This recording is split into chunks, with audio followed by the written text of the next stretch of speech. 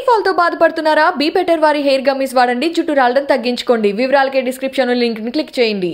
Online games కు బానిసై NFC అంటే nuclear fluid complex employee suicide చేసుకున్న ఘటన కుషాయిగూడ పిఎస్ పరిధిలో జరిగింది.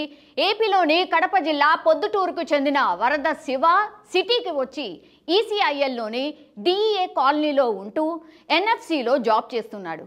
కొన్నేళ్ల కిందట అతడికి గద్వాల జిల్లాకు చెందిన మహంకాళి ప్రభాతతో పెళ్ళైంది. వీరికి ఏడాదిన్నర బాబు వేదాంశ్ కూడా ఉన్నాడు.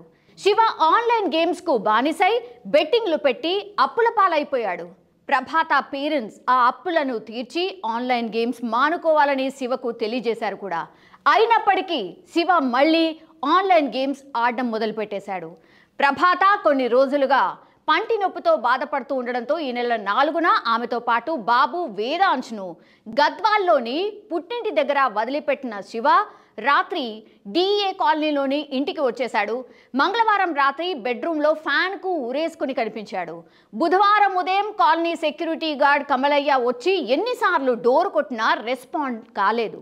డోర్ పగలగొట్టిన కమలయ్య లోపలికి వెళ్లి చూసేసరికి శివ ఉరేసుకొని కనిపించాడు. శివ భార్య ప్రభాతకు, కుటుంబ సభ్యులకు, పోలీసులకు కాలనీ వాసులు సమాచారం అందించారు. ఘటనా స్థలానికి చేరుకున్న పోలీసులు సూసైడ్ నోట్ గుర్తించి సీజ్ చేశారు.